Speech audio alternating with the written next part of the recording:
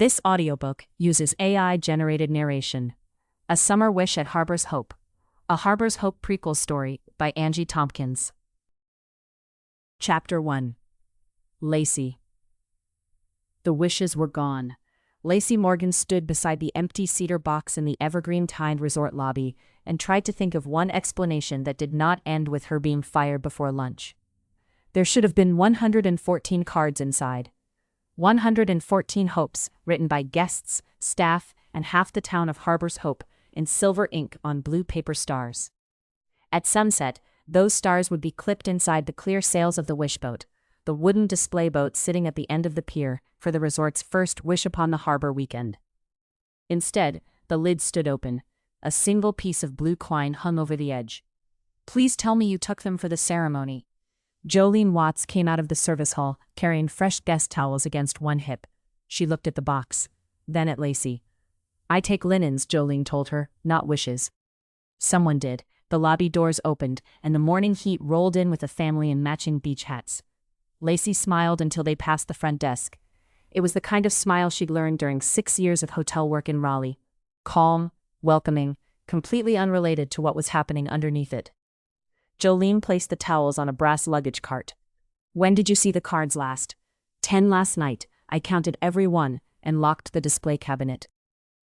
"That cabinet isn't locked." Lacey looked down. The small brass lock hung closed through the latch, neat as could be. The latch itself had been unscrewed from the wood. Her stomach dropped. 3 weeks back in Harbor's Hope, and someone had stolen the centerpiece of the first event she'd been trusted to run. Her mother's voice arrived with perfect timing. "Coming home won't fix every hard thing, sweetheart. It will give you people to face it with." Lacey had not needed people when she'd packed her apartment in Raleigh. She'd needed a moving truck and the ability to say, "I'm fine," without her voice cracking. She touched the loose latch. 4 clean screw holes, no splintered wood. Whoever opened it had brought a screwdriver and patience. "Was anything else in the box?" Jolene asked. "Only the wish cards and the master list." "The master list?" "First name and hometown for each guest who submitted one. The MC was going to read a few during the lighting." Jolene folded her arms. "Then we need those cards back. The ceremony starts at 8. Then you have all day." The lobby doors opened again. Ben Carter came through them, carrying a coil of white lights over one shoulder and a small canvas tool bag in his hand.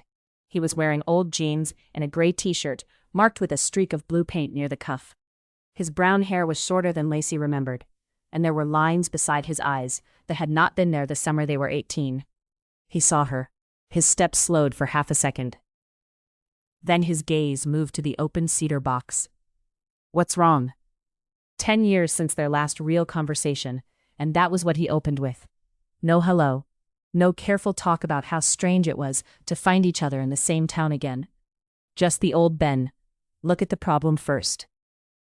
"The wish cards are missing," Lacey told him. He lowered the lights to the floor. "All of them? Unless the box has a false bottom I'm not aware of."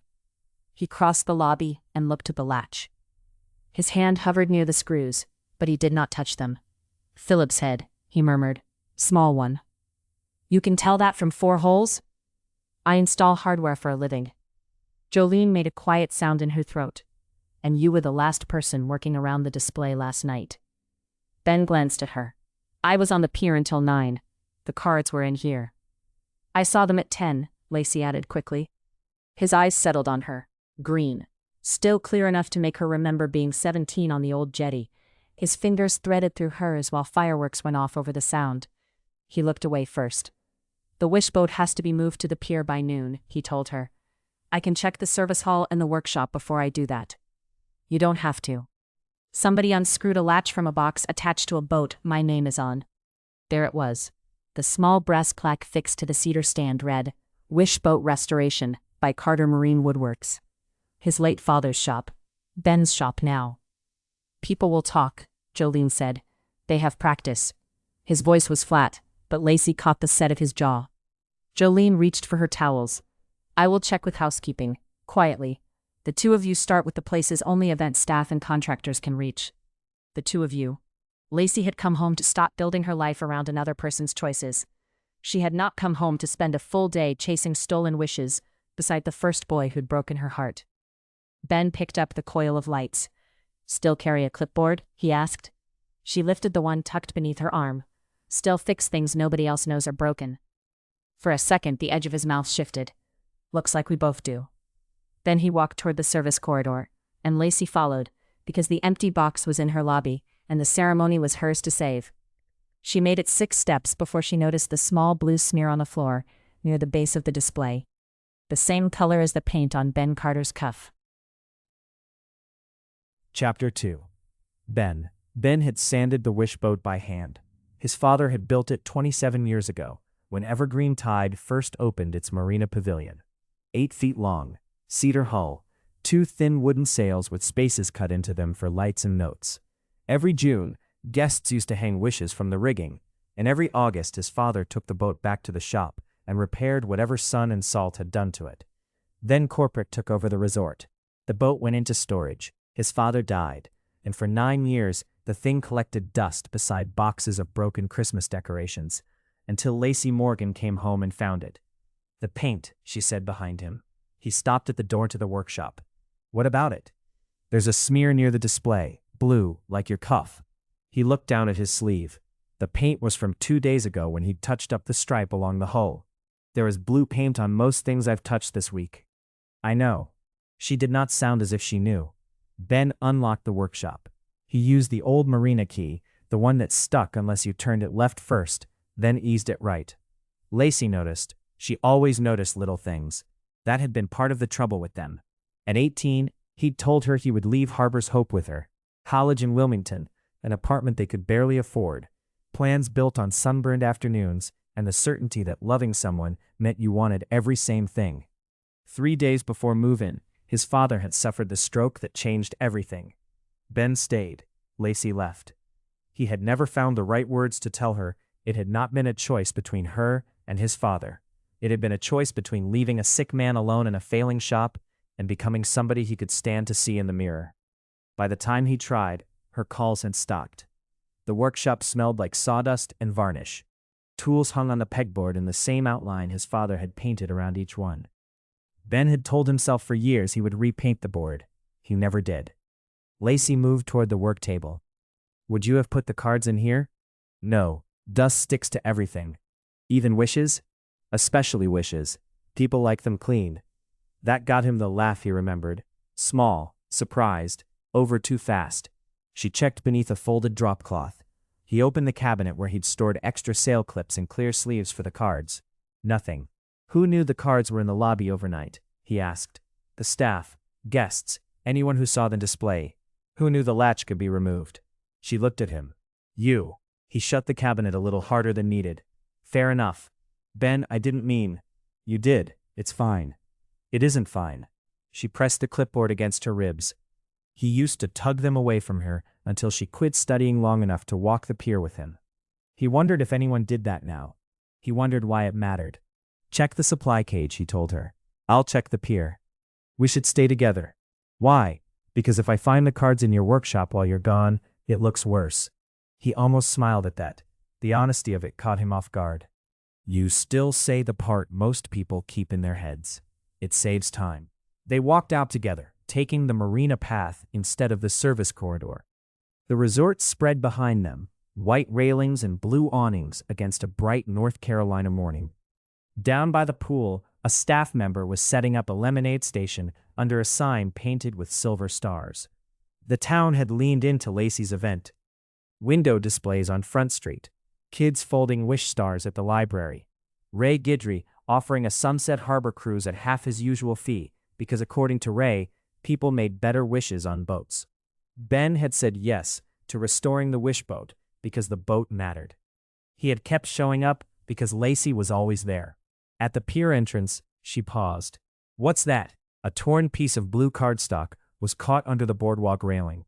Ben crouched and lifted it with the tip of a pencil from her clipboard. Only 4 words remained in silver ink. "Your father knew thee."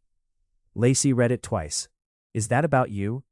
He stared at the torn edge. His father had carried plenty of things to the grave. Bills, promises to customers he could no longer keep, anger at a body that stopped obeying him. Ben had thought he knew every one. "I don't know." A gust blew off the water, warm and hard, tugging the scrap against the pencil point. Lacey took an envelope from her clipboard pocket and held it open while he dropped the paper inside. "Now we're not only looking for wishes," she told him. Ben looked toward the end of the pier, where the restored boat waited under a canvas cover. Someone had taken a box to hide one particular card, and someone had wanted him to find enough of it to be afraid. Chapter 3. Lacey had been talking to Ray Guidry for less than a minute when he claimed he could spot a lie by the way a person tied a boat line. "A liar hurries," he told Lacey as he looped a rope around a cleat on the Misbehaven. "They think fast hands look confident. Mostly they look tangled." "Did you see anyone carrying the wish box last night?" "Nope." Ben leaned against a piling, arms crossed. "Useful talk, Ray." "I haven't reached the useful part." Ray tugged the line once, checked it, and turned toward them. "I saw Myra Ellis in the lobby after 10, had her big canvas tote." She looked upset. "Myra from accounting?" Lacey asked. "One and the same. Her husband used to manage marina repairs before he passed. Good man mostly. Terrible poker player." Ben went still beside her. "Gordon Ellis approved Dad's resort contracts," he said. Ray studied him. "He did. Did they have trouble?" "Every working relationship has trouble if it lasts long enough." Ben let out a breath through his nose. "Ray, your father got blamed for a railing failure down at the old pavilion, year before his stroke. Gordon signed the inspection. Folks muttered. Nobody proved anything." Lacey looked at Ben. His expression had closed, but not before she saw the hurt. "Why don't I remember that?" she asked. "You were in Wilmington by then." 4 words, quiet and clean. They hit anyway. Ray cleared his throat. "The old pavilion was rebuilt. Nobody was hurt. Town moved on." "Did Ben's father?" Ray turned toward the water. That was answer enough. Lacey tightened her fingers around her clipboard. She had spent a decade believing Ben had simply let her go. She had told the story often enough that it had hardened into fact. Boy makes promise, girl packs boxes, boy stays without fighting for her. There had been a sick father, a failing shop, now maybe a public accusation. None of it changed the empty dorm room she'd cried in that first night in Wilmington. But the story had more rooms than she'd let herself see. "Where would we find Myra?" she asked. "Accounting office until noon," Ray told her. "After that, she volunteers at the chapel thrift room." Ben pushed away from the piling. "I'll talk to her." "We're talking to her," Lacey said. "You have an event to run." "I have an event with no centerpiece cards. This is the event." Ray's mustache moved, hiding a smile. Ben started back up the pier. Lacey caught him at the resort steps. "You don't have to shut me out every time something hurts." He turned. "I haven't seen you in 10 years. That's not an answer. It's the only one I've got right now." He moved through the lobby, past the cedar box and a dismantled latch. Guests had begun asking about the missing cards. One little girl in a pink sun hat stood beside the box with her mother, lower lip trembling. "I made one for my Nana," the girl told Lacey as she passed. "It was supposed to go on the boat so she could see it from heaven." Lacey crouched in front of her. "What was your name?" "Sophie." "Sophie, I promise I'm going to do everything I can to get your wish onto that boat tonight. Even if it's lost? Even if I have to give you new paper and the sparkliest silver pen in this building." The girl considered that. "It needs a ribbon. A big one." Sophie nodded, comforted enough to accept her mother's hand and head toward breakfast. When Lacey stood, Ben was watching her. "You can't promise the original cards," he told her. "I promised her wish would make it to the boat. It will." Something in his face softened. "The event storeroom has replacement star stock," he said. "If we need it. We won't." "There you are." "Where?" The girl who believed determination changed outcomes. She felt the answer before she could stop it. "It didn't change yours." He looked at her for one long beat. Then he picked up his tool bag from beside the empty display. "No," he said. "It didn't." The accounting office was locked. A note on Myra Ellis's door read, "Out until Monday." It was Saturday. On the floor beneath the door, as if someone had pushed it through in a hurry, was another torn blue star. This one held 6 silver-inked words. "Ask him about the bolts." Chapter 4. Ben, the bolts were wrong. Ben knelt beside the wishboat at the end of the pier with a socket wrench in his hand and Lacey holding the canvas cover out of his way. He had installed 4 new stainless bolts in the display stand on Thursday. The bolts in front of him were galvanized, cheap, rust beginning at the threads. Strong enough for a display that sat still on a calm day. Bad enough that a hard wind could loosen the stand with children gathering near it. Could those have been there before? Lacey asked. No. You're certain? I bought stainless, put them in myself. She set down the canvas and pulled out her phone. I'm calling security. Wait. No. Someone changed hardware on a public pier display. And if you call security before I replace it, the ceremony gets canceled. Ben, the ceremony doesn't matter if someone gets hurt. He sat back on his heels. I know that. Her face changed. She'd heard what she implied. I didn't mean your father. You don't know what you meant because nobody has told you the whole story. Then tell me. The water bumped softly against the pilings below them. On the beach, resort guests carried striped towels toward the sand, and a boy dragged a red plastic shovel like it had offended him. Normal morning. Ben wished it felt like one. Dad repaired the pavilion railing after a storm. 6 months later, a section came loose during an inspection. No guests around, no injury. He turned the wrench between his palms. Gordon Ellis filed a report that the bolts Dad used were substandard. The resort dropped Carter Marine. By the time Dad tried to fight it, he had the stroke. And you took over the shop. What was left of it? Did your father use cheap bolts? He looked at the wrong metal under the boat his father built. I asked him once. His speech was bad then. He got so angry he knocked over his water glass trying to answer. I never asked again. Lacey sat on the pier beside him. She kept a space between them, small enough to notice. I should have called you after he got sick. You sent a card. A card. She looked toward the water. That was cowardly. You were 20. I was hurt. So was I. The words stayed between them. 10 years late. Still true. Her phone rang. She checked the screen. Jolene. Tell me you found the cards, Jolene said the instant Lacey answered. Not yet. Then come to the laundry corridor. We have a witness. The witness was a resort bellman named Tyler, who could not have been older than 19. He stood beside a humming ice machine, with his cap turning in his hands.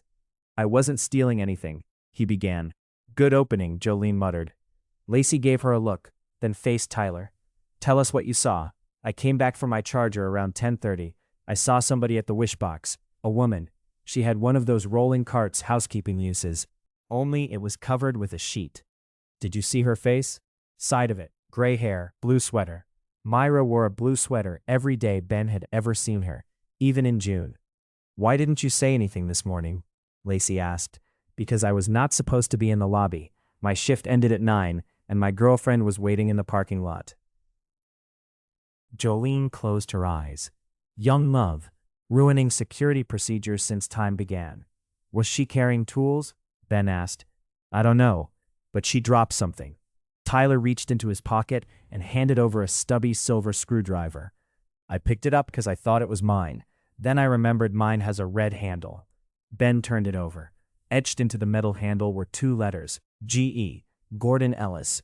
Myra's at the chapel thrift room, Lacey said. He closed his hand around the screwdriver. I'll go. Ben. Lacey, I need to ask this alone. She studied him. For once, she did not argue. Replace the bolts first, she said, then go. Practical, firm, the most Lacey answer in the world. He nodded.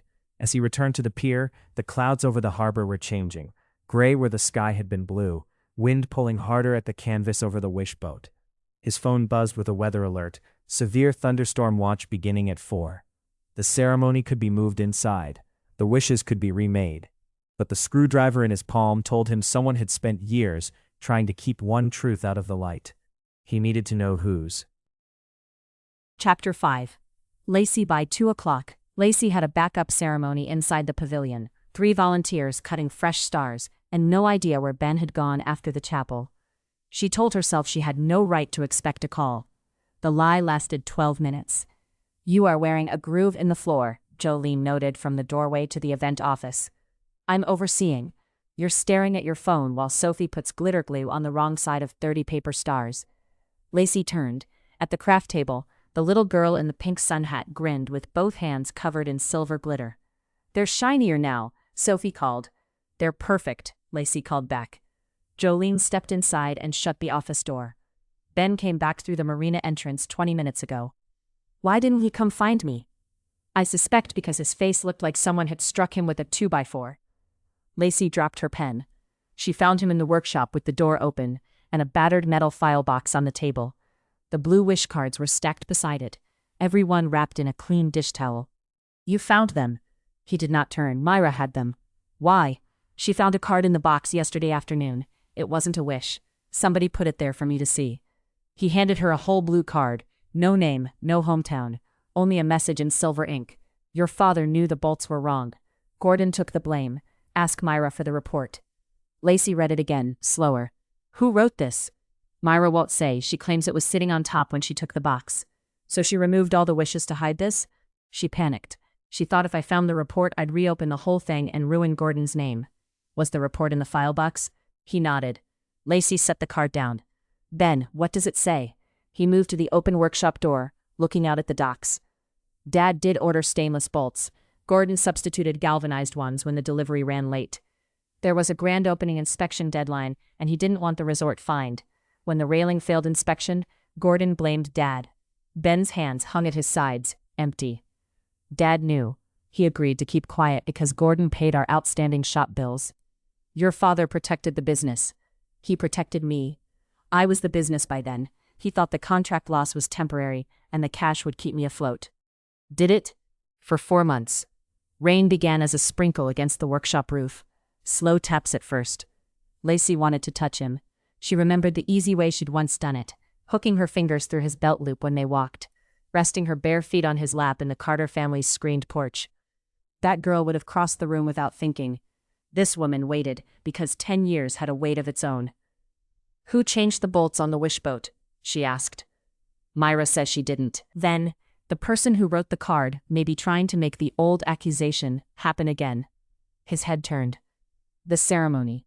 Someone switched your hardware on a display you restored, then put a message in the wish box about your father's work. She picked up her phone.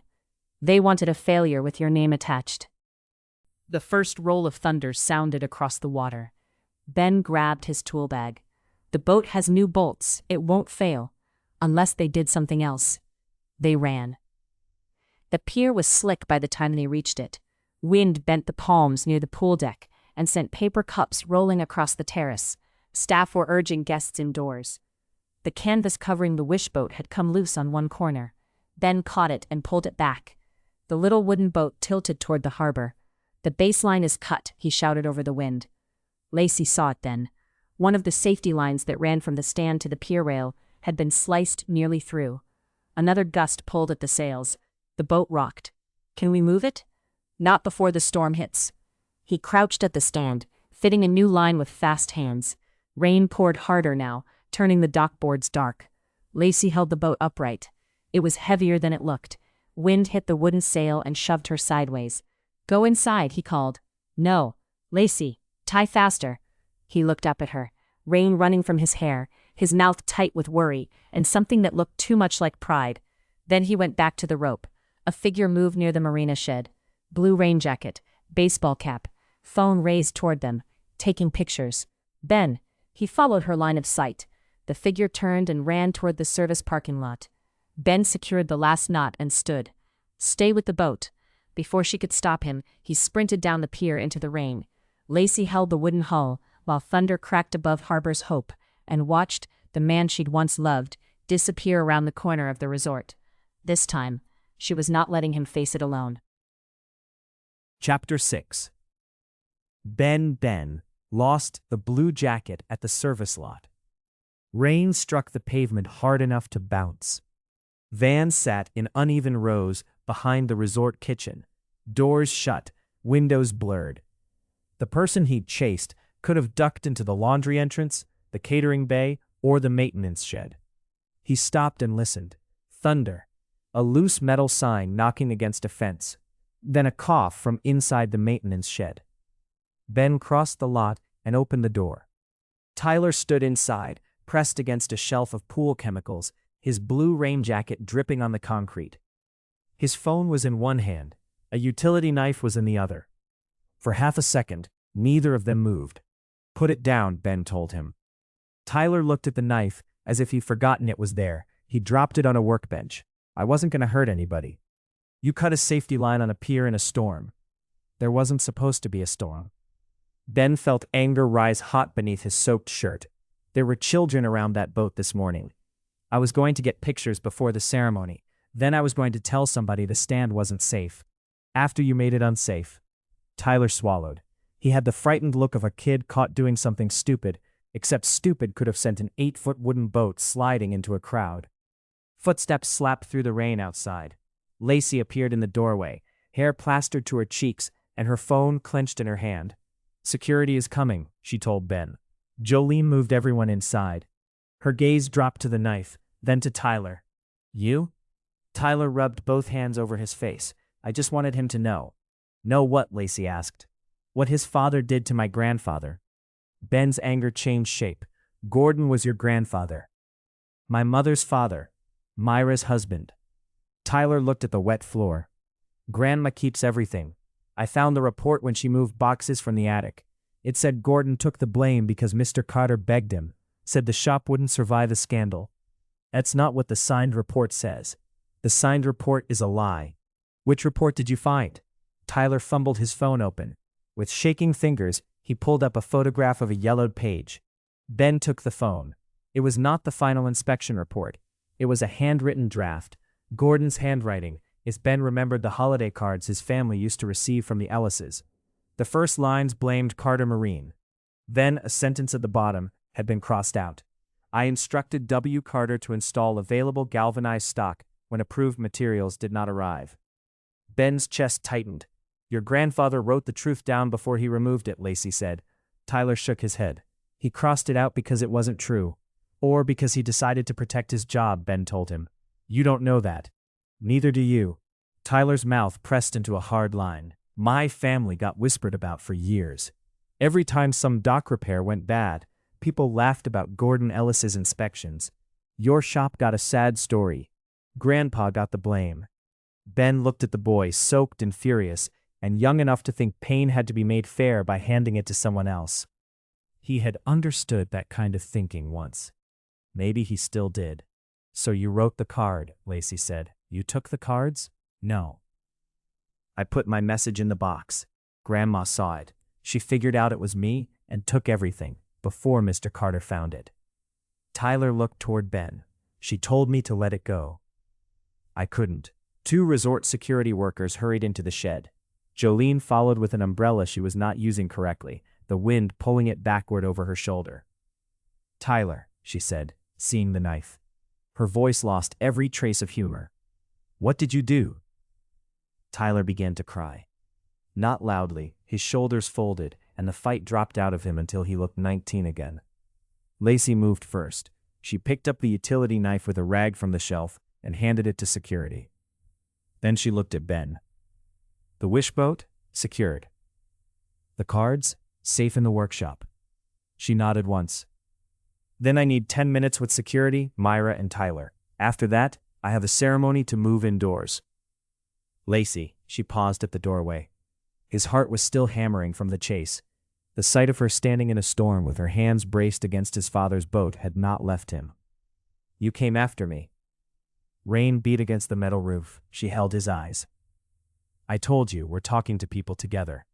Then she went to take care of everything he could not yet think about, and Ben, who had spent 10 years believing he was easy to leave behind, stood in an equipment shed with rain pouring outside and wondered if he had believed the wrong thing for far too long. Chapter 7. Lacey. The indoor ceremony took 47 minutes to rebuild. Lacey knew because she timed it. The pavilion had glass walls facing the harbor and a wide covered deck that stayed dry if the wind behaved. The wind was not behaving, so Ben and 2 maintenance workers brought the wishboat through the loading doors and set it beneath the center chandelier. It was beautiful there. Better than beautiful. Safe. The clear sails rose above the cedar hull, strings of tiny lights glowing inside them. Volunteers clipped blue paper stars into the openings. Originals first, replacements where rain had damaged a few. Sophie attached hers herself. It had so much glitter the card drooped from the ribbon. "Nana can see it better this way," she informed Lacey. "I'm sure she can." Across the pavilion, Myra Ellis sat with Jolene at a side table. Her blue sweater was buttoned wrong at the bottom. Her face looked gray and tired. Tyler was with his mother and the resort manager in an office, waiting for a decision about police involvement. Nobody had been hurt. Nothing beyond a rope and hardware had been damaged. That did not make his actions small. Lacey knew enough about broken trust to understand that. "You have 5 minutes before guests come in," Jolene told her. "Myra wants to speak to both of you." Ben stood beside the boat, replacing one last damp ribbon. When Lacey called him over, he came without speaking. Myra held the old file box on her lap. "I should have given this to you years ago," she told Ben. He pulled out a chair, but did not sit. "Why didn't you?" "Gordon asked me to burn it." Ben's gaze moved to the box. "I couldn't. A lie is still a lie, even when you understand why someone told it." Her fingers pressed into the metal lid. "Gordon ordered the cheaper hardware. The resort was opening a new pavilion, and he was afraid the delay would cost him his position. When it failed inspection, he let your father take the loss. Wade accepted money to stay quiet because your medical bills were coming due, and the shop was drowning." Ben closed his eyes for a moment. Lacey watched the news enter him. Anger, relief, grief, none of it clean enough to separate. "Dad should have told me." "Yes," Myra whispered. "Gordon should have told everyone." "Why was Tyler so sure my father caused it?" "Because he found Gordon's first draft, not the final letter Gordon wrote before he died." She opened the box and took out a sealed envelope. "He confessed, asked me to deliver it to you. I couldn't bear the shame, and after enough years I convinced myself silence was kinder." She offered the envelope to Ben. He did not reach for it at first. Then Lacey felt his hand find hers beneath the edge of the table. His palm was cold from the rain. She held on. He took the envelope with his free hand. "I'll read it later." Myra nodded, tears bright in her eyes. "I will tell the resort board, and the town, if you'll let me. I don't need a public punishment." "This isn't punishment. Your father's name deserves the truth." Guests had begun gathering outside the pavilion doors, shaking rain from umbrellas and pointing through the glass at the lighted boat. The ceremony was waiting. Ben looked at Myra. "Tell the truth," he said. "Only that." Myra lowered her head. Jolene rose, put one hand on her shoulder and gave Lacey a look. "Go." Lacey and Ben crossed the pavilion together. At the sound table, the resort manager caught her arm. "Can you still do this, after everything?" Lacey looked at the crowd. Families, couples, resort staff in damp shirts, Ray near the back with his arms folded and rainwater dripping from the brim of his cap. Sophie directly in front of the boat, holding her mother's hand. "Yes," she told him. "This is exactly when we do it." The lights dimmed. Lacey stepped to the microphone. "Welcome to the first Wish Upon the Harbor lighting." The pavilion quieted. Beyond its glass walls, rain swept across the darkening harbor and lightning flashed far out over the water. "We planned to gather at the pier tonight. Harbor's Hope had different plans." A few people laughed. "So we brought the harbor view inside and kept the wishes where they're safe." She looked at the glowing sails. "A wish is a small thing when it's written on paper, a few words, a ribbon. But placing it where other people can see it is an act of hope. It says we still believe something good can come next." She did not look at Ben. She could feel him beside the boat anyway. "Tonight, these sails hold wishes for healing, for homecomings, for children starting school, for people we love and miss and carry with us. We won't read private words without permission. We will simply give them light." She pressed the switch in her hand. The hull lights came on first, warm white along the blue stripe. Then the sails, one strand, then another, until every star glowed against the glass, and the storm outside disappeared behind their reflection. For a moment, nobody spoke. Then Sophie clapped. The whole room joined her. Lacey stepped away from the microphone. Ben waited beside the boat. When she reached him, he slipped his fingers through hers in full view of the room. The gesture was simple. It felt like a door opening. "You saved it," he said. "We saved it." His hand tightened. "I want to talk when this is over." She looked up at him. "About the letter?" "About 10 years ago." The applause faded into music, soft and bright through the pavilion speakers. Lacey's throat went tight. "Okay." He did not let go of her hand. Chapter 8. Ben. The rain stopped at 11. Ben found Lacey on the covered deck behind the pavilion, gathering damp ribbon scraps into a paper bag. The glass walls behind her were dark now. Inside, the wishboat still shone beneath the chandelier, left lit for guests who wanted to visit it in the morning. "You do know housekeeping owns a broom," he told her. She held up a length of silver ribbon.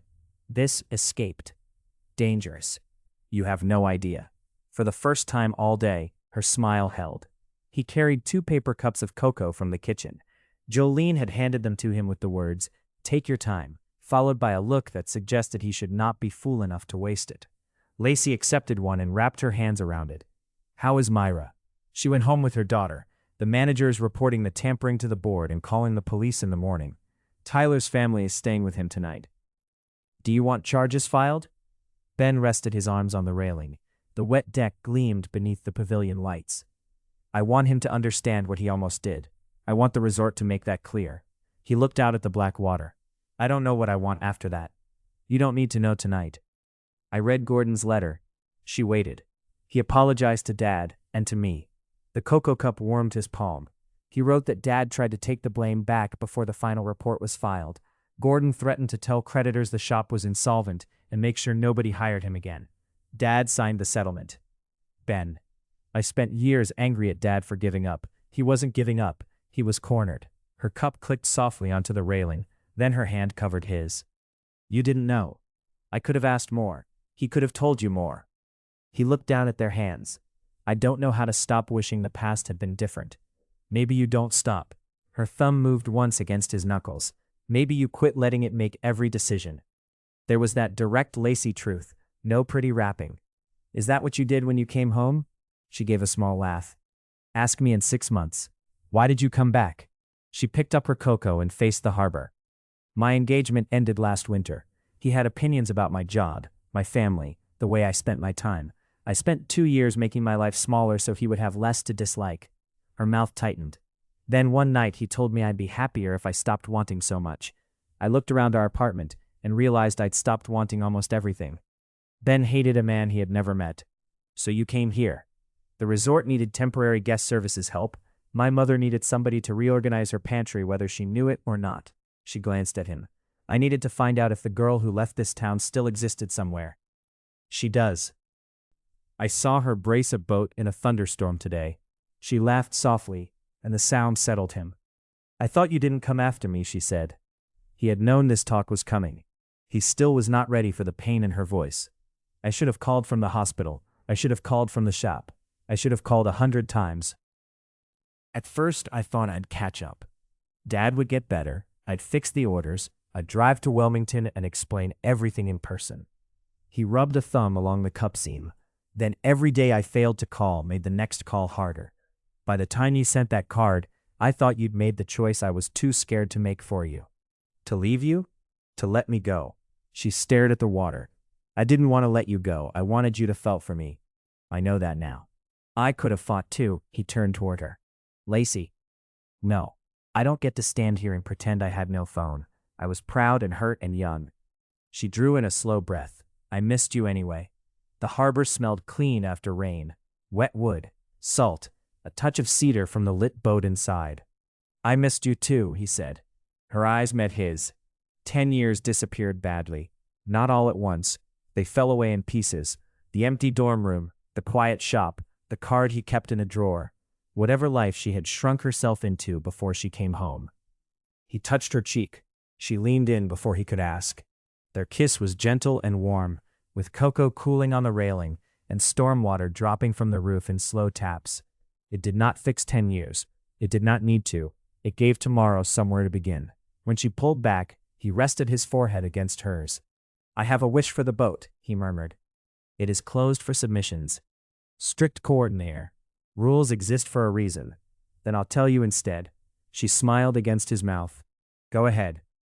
Dinner. Tomorrow. And next week if tomorrow goes well. That's 2 wishes. I have time to make up for." She considered him with a seriousness ruined by the smile she could not hide. "Tomorrow first." "Tomorrow first," he agreed.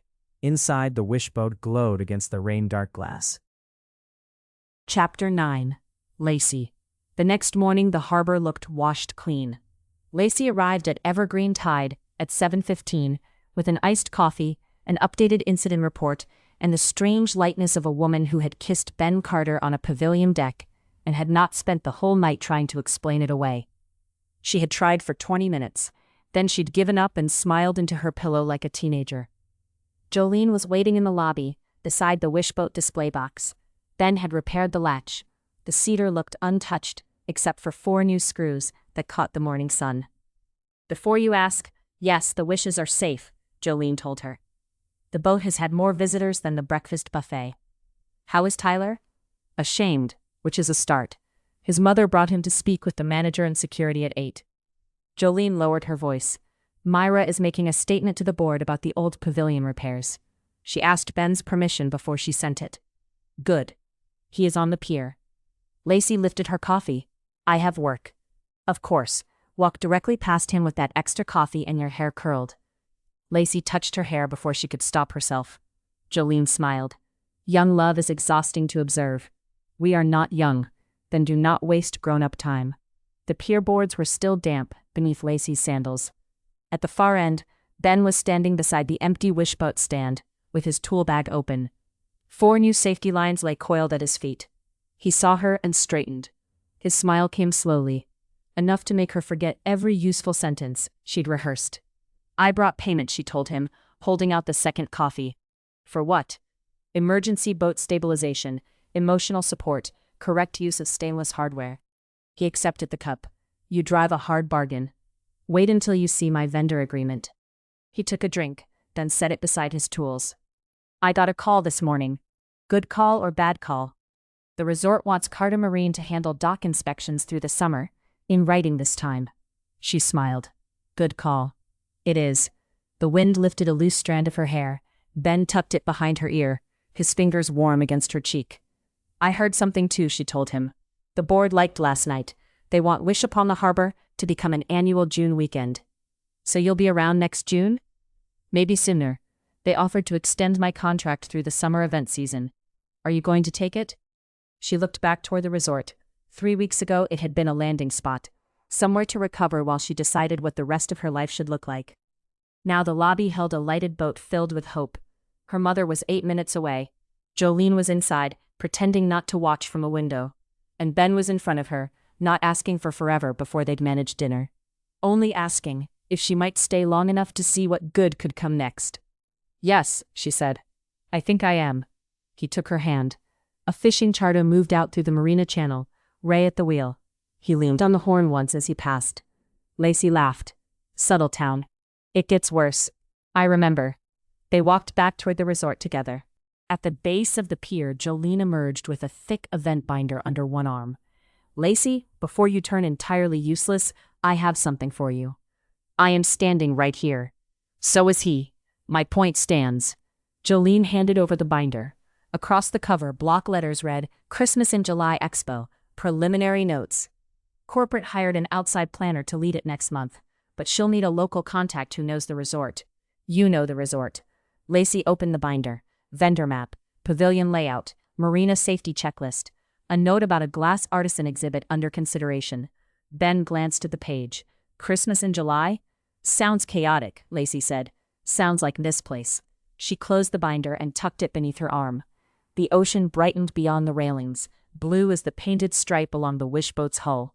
Last night, 114 wishes had lit the pavilion. This morning, hers was simple. Stay, try, see what happens next. Ben squeezed her hand, and she let herself believe it might be enough. A note from Angie Tompkins. "Thank you for spending a summer weekend at Evergreen Tide with Lacey and Ben." The next Harbor's Hope romance begins when event planner Margot Pine arrives to save the resort's biggest summer celebration, a Christmas in July expo featuring a valuable collection of hand-blown ornaments. When the collection disappears and suspicion falls on Margot, the quiet marina caretaker who sees more than he says may be the one person she can trust. Continue your visit to Harbor's Hope in Christmas in July, Book 1 of the Harbor's Hope series.